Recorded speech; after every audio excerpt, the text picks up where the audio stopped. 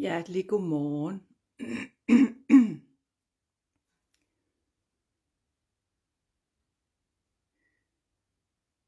Det er blevet årets sidste dag, så også et rigtig godt nytår. Dejligt, at du er med her. Og du må godt lige skrive om, eller lige lave en smiley eller noget, så jeg kan høre, om lyden er god nok. Hvis lyden er god nok, så bare send et hjerte.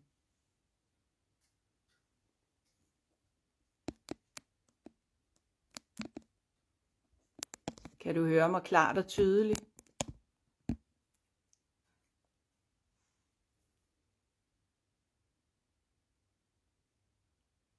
Rigtig godt nytår og hjertelig god morgen. Dejligt, at I kan være med her i dag.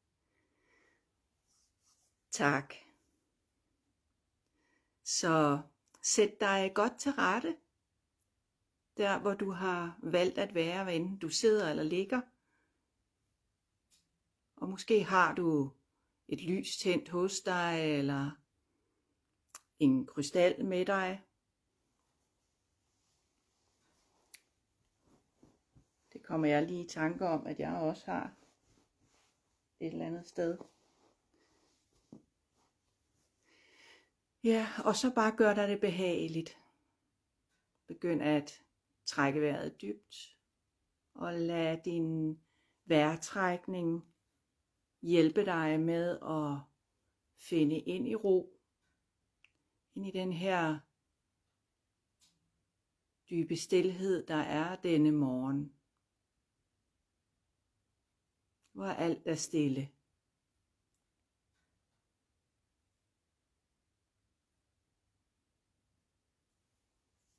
Dybe vejrtrækninger helt ned i kroppen, helt ned i maven. Og lad alt andet end lige nu stille glide i baggrunden.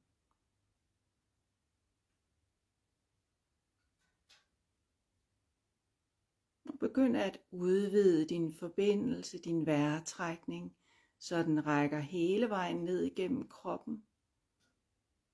Og strækker sig som en fin lysende forbindelse ind i moder jord.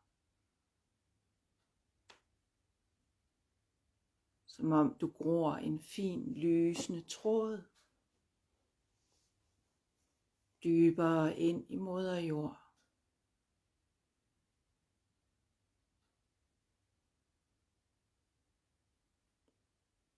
Stille forankrer du dig, ligesom at sige godmorgen til moder jord.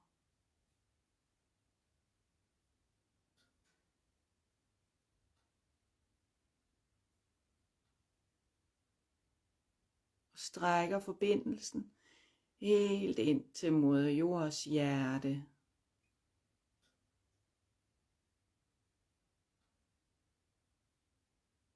Og gradvist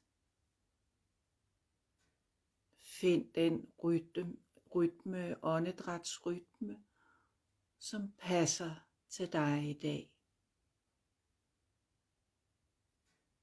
Passer til der, hvor du er, som du er forankret her ind i moder jord. Nænsomt hvilende i sådan som du har det.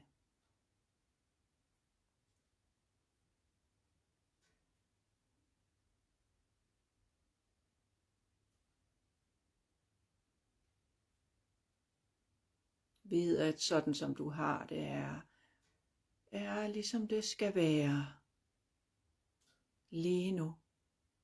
Alt er okay. Der eksisterer kun dette åndedræt og det næste, der er på vej.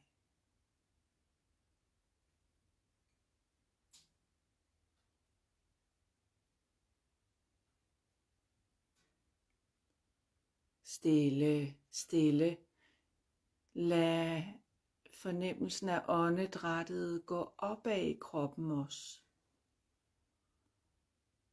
Og det strækker sig opad, opad, hele vejen op og ud gennem toppen af dit hoved.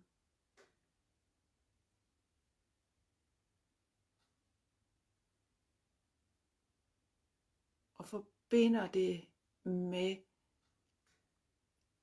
de højere vibrationer. Forbinder det med de fineste, højt vibrerende lysvæsener.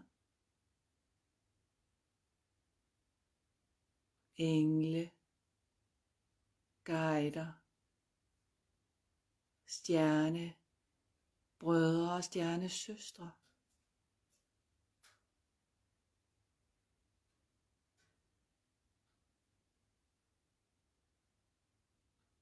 Kilden til alt. Det er som om, at der er det fineste, lysende springvand, der bare stråler fra toppen af dit hoved og ind i de fineste vibrerende lag af helheden.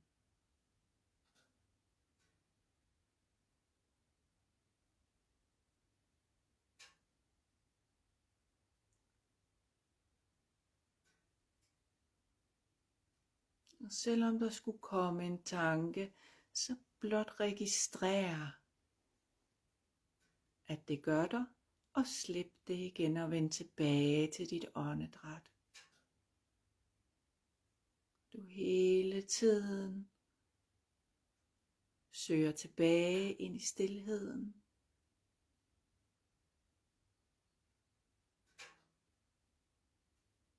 Ind i åndedrættet, ind i dit væsens kerne. Og måske tager nogle særligt dybe åndedrag, som I støtter til, at energien flyder endnu stærkere.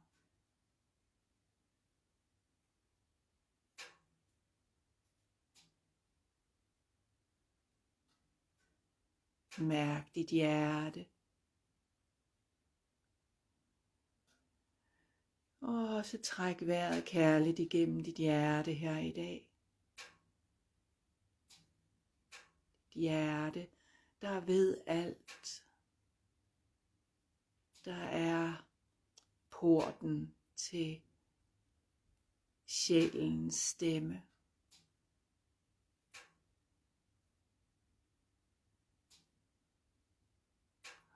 Og mærk ind, om der er noget i dag, der særligt har din opmærksomhed. Noget du særligt gerne vil sende kærlighed og healing til.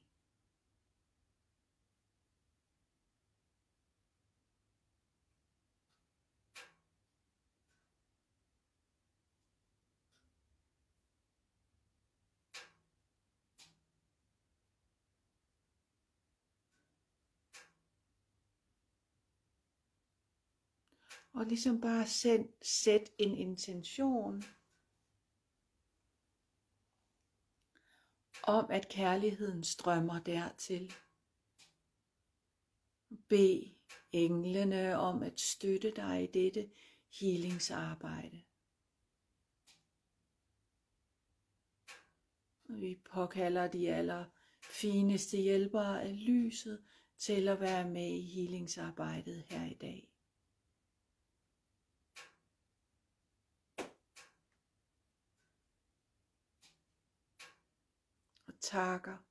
Takker moder jord for at støtte os og dele af sin kærlighed og sin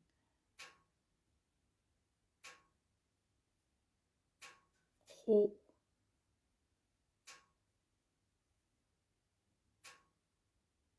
Sin stabilitet.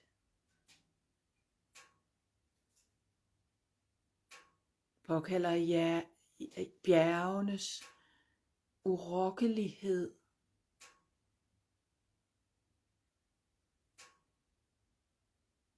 og havenes flow.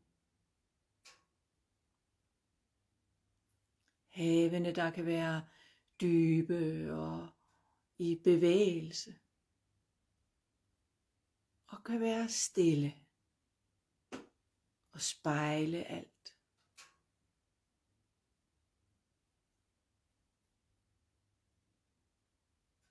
Påkalder skovenes kræfter, skovenes visdom, træernes visdom.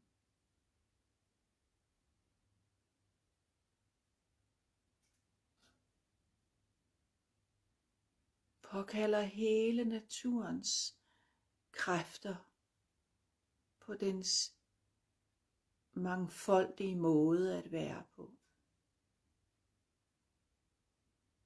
Og sender en stor tak. En tak til den skønhed, mangfoldighed,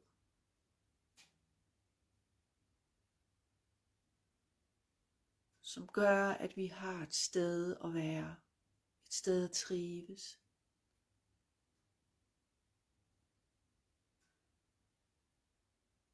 Vi beder om, at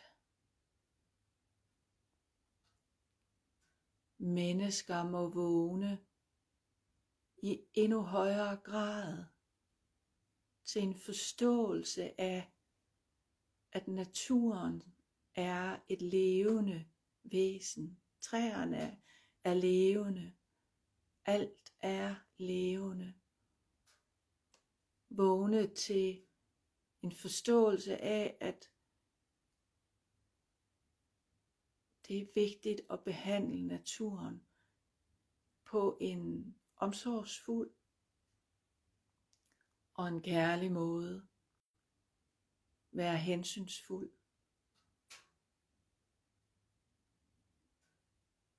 At vi er ikke herre over, men vi lever sammen med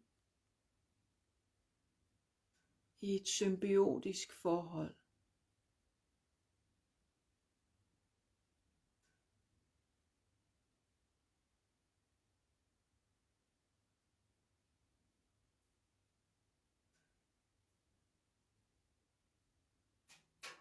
Og flere og flere mennesker vågne til den erkendelse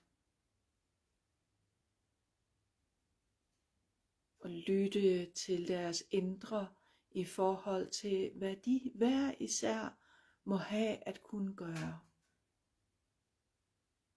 som kan være en hjælp. Det kan være nye opfindelser.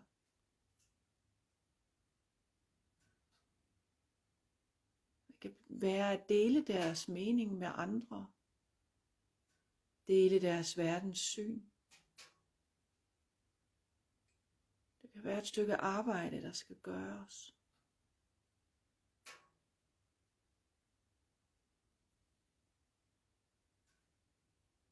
Men at følge den indre stemme til at være eller blive naturens vogter. Den, der passer på, drager omsorg for. Og i det også dyrene. Dyrene i deres mangfoldighed.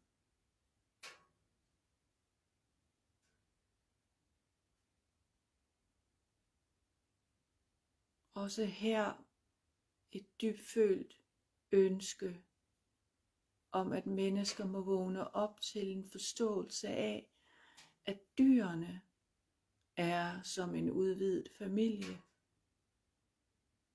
At vi ikke er herrer over dem, men lever sammen med dem. At hvert eneste dyr er et rigt væsen, som har en masse at dele af.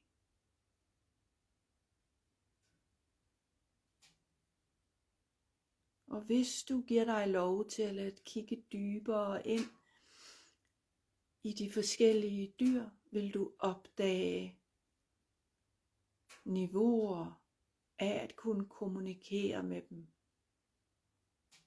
at de kommunikerer med dig, og at du kan svare tilbage.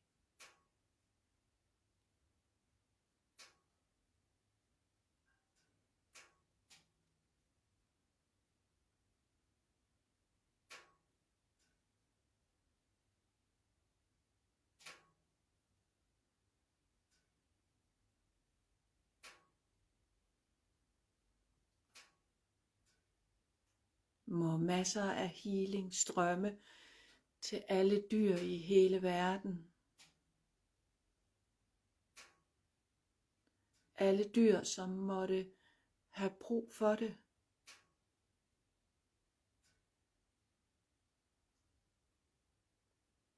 Enten det er dyr i krigshærgede områder, eller dyr i områder med naturkatastrofer, eller dyr, som ikke bliver behandlet ordentligt.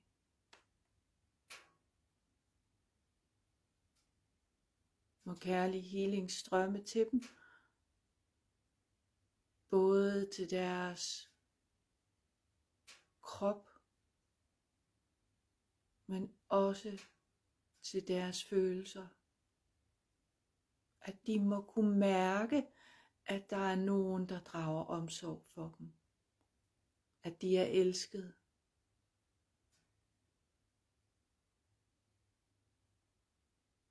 Og en stor tak af vores hjerte til, at de er her.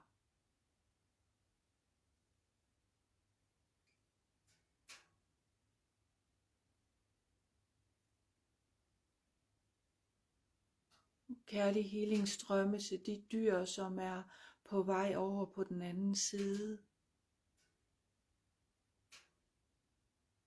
Som af den ene eller den anden årsag er færdige med at være her.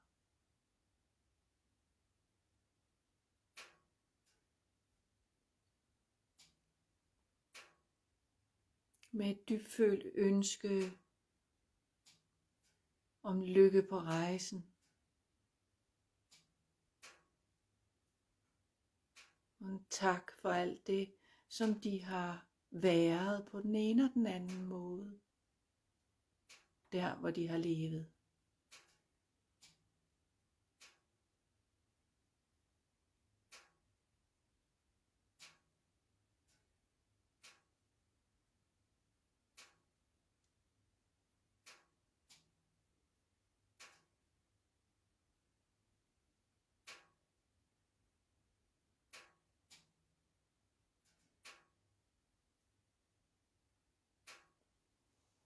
Og må bølger af helende energi også strømme til alle mennesker på kloden.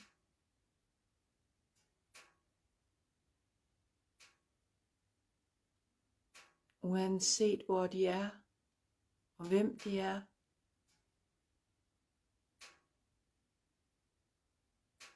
Må healing strømme til alle niveauer af dem. Ind i det fysiske. Ind i det følelsesmæssige, ind i deres sind, og ikke mindst til deres sjæl. Sådan at flere og flere må vågne til at lytte til deres eget indre, deres egen dybe visdom.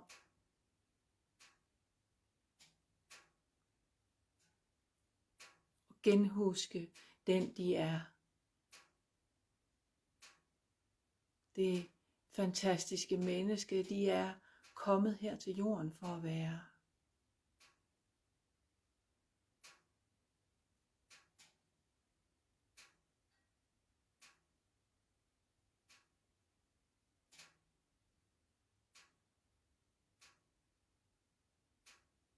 Må helende lys strømme til områder, der er krigshærgede i denne tid.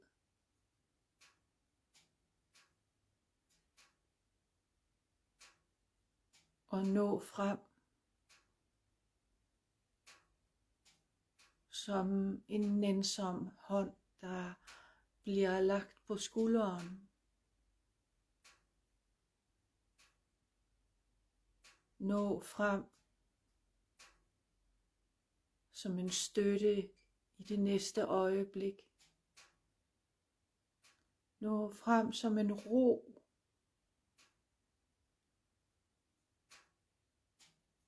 der giver et øjebliks fred. Der måske dæmper en handling, som ikke er nødvendig.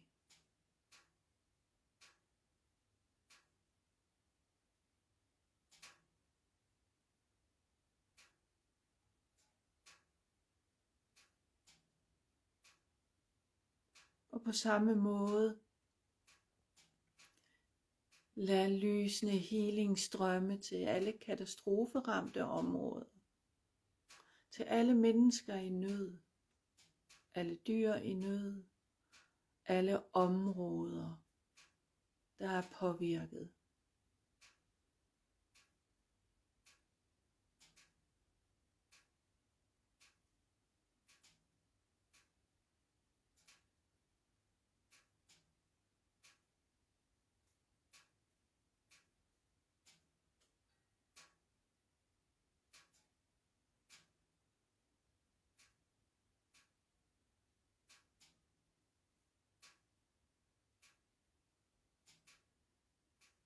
Må healingen være som en hånd i mørket. Et lys, der bringer håb. Et lys, der er en reminder om, at der er noget andet. Og at det andet hviler dybt i alles indre.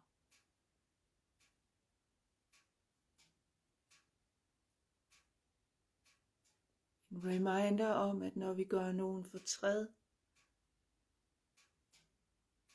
gør vi os selv fortræd.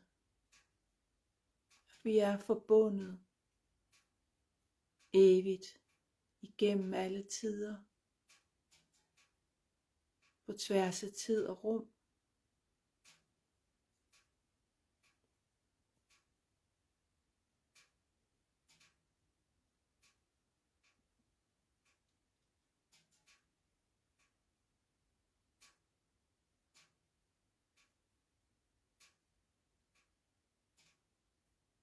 Og måske dvæle et øjeblik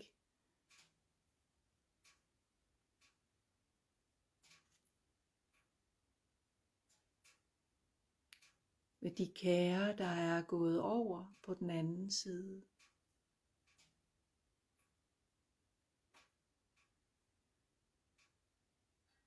Og de er ikke mistet. De bor stadig i vores hjerter. Og vi er evigt forbundne.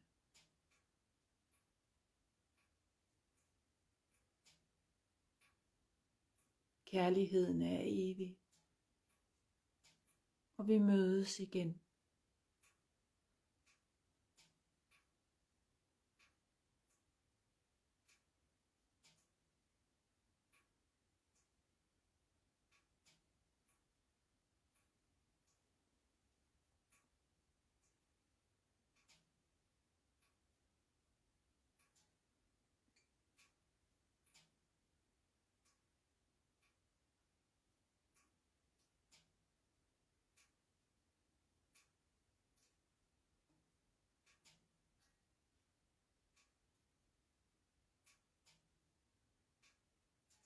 Og en tak til dig, fordi du er her i dag.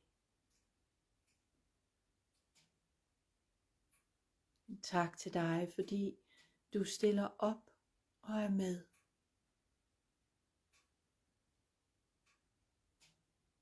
Må også du huske dit smukke lys i dit indre.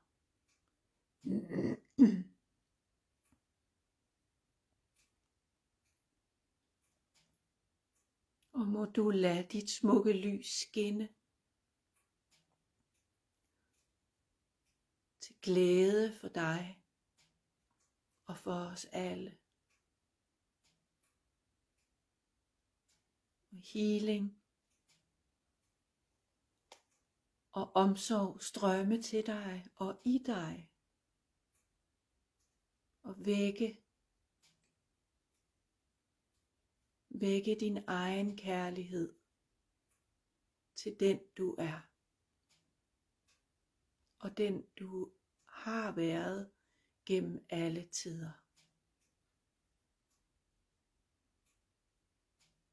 Må du også vågne til at huske, at du er et guddommeligt væsen i en fysisk krop.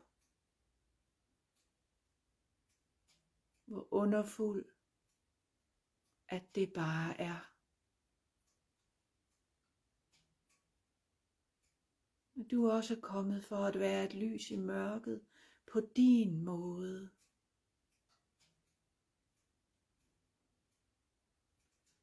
Og at du udfylder en vigtig brik i puslespillet. Det har stor betydning, at du er her.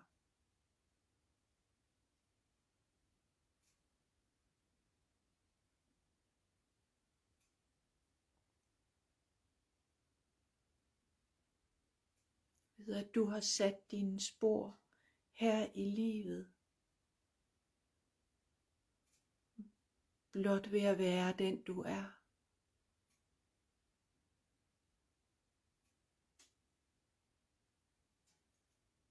Spor som gør en forskel for andre.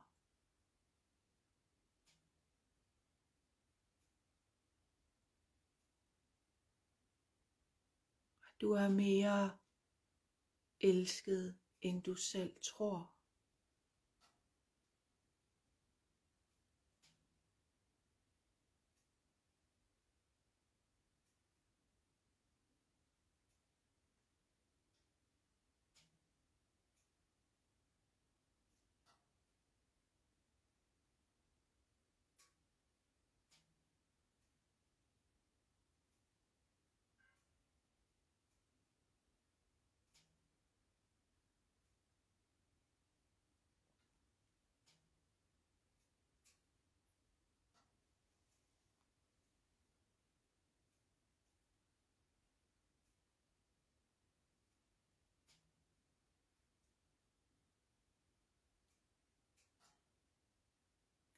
Og når du føler dig elsket, når du føler omsorg for dig selv,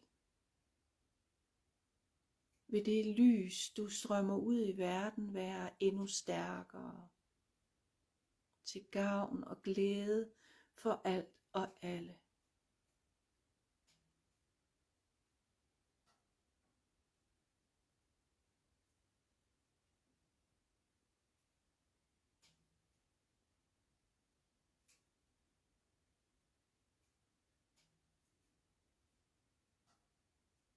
Og fra det sted i dig, så vil jeg opfordre dig til at se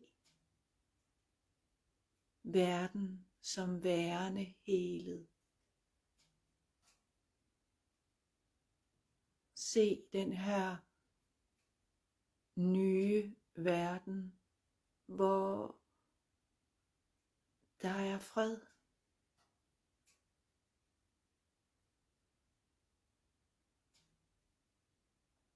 Hvor der er medmenneskelighed.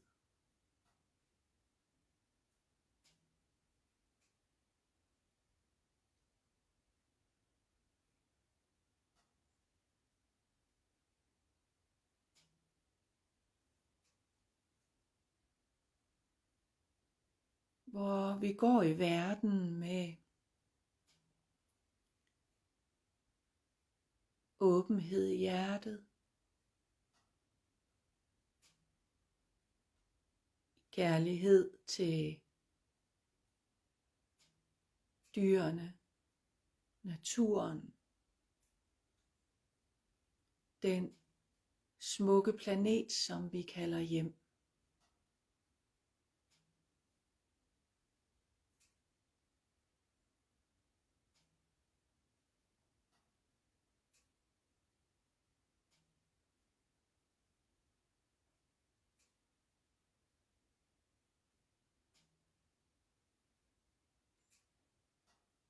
ved at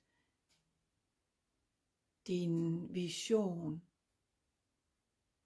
din intention og din bøn gør en forskel.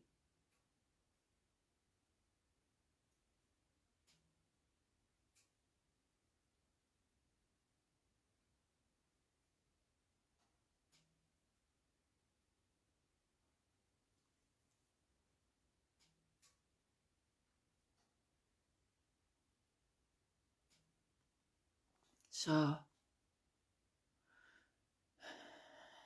dyb tak til dig. Og lige så stille kan du slippe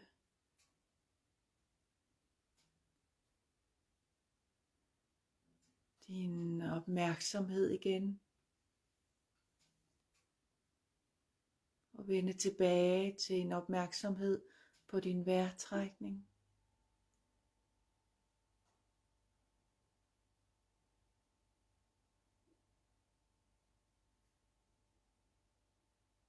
Hvis der er noget, du har brug for ekstra at gøre, inden at vi runder af, så kan du gøre det, sådan at du slutter af på den allerbedste måde for dig.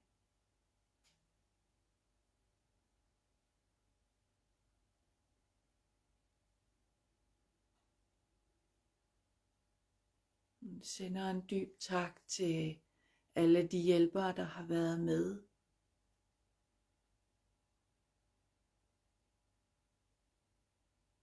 Tak for støtte, kærlighed og heling.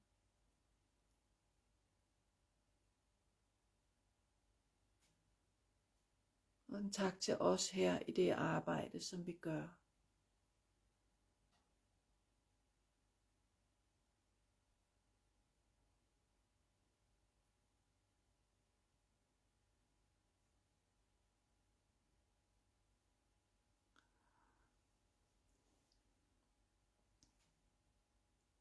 Og et smukt billede, som jeg selv holder rigtig meget af, er at simpelthen visualisere det at strø hjerter ud over hele verden til alt og alle.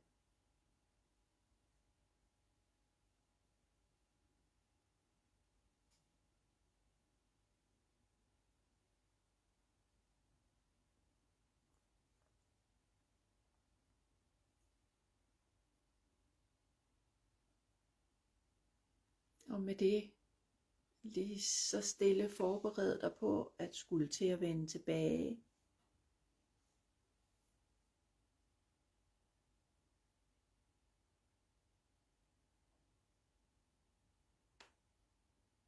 Mærke kroppen igen og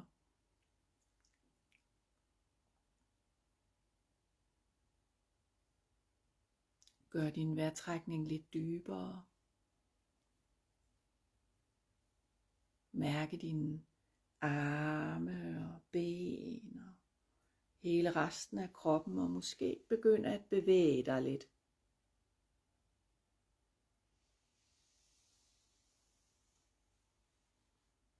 Komme helt til stede.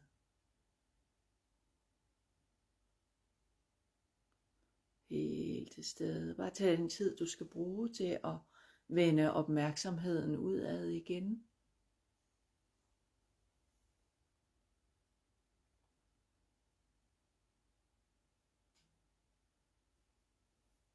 Vær nænsom.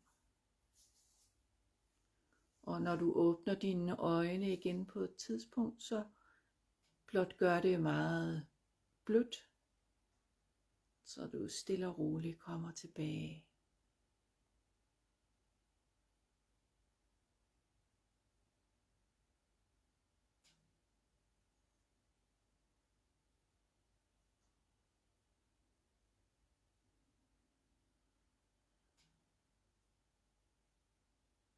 Læg mærke til, om der er noget, som du har brug for at skrive ned her bagefter.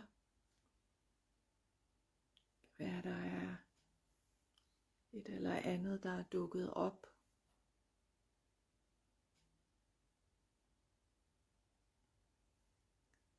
Og ligesådan også, om der er noget, du føler trang til at gøre her bagefter.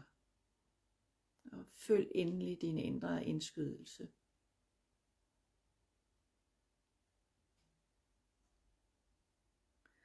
Og så vil jeg ønske dig den aller dejligste dag.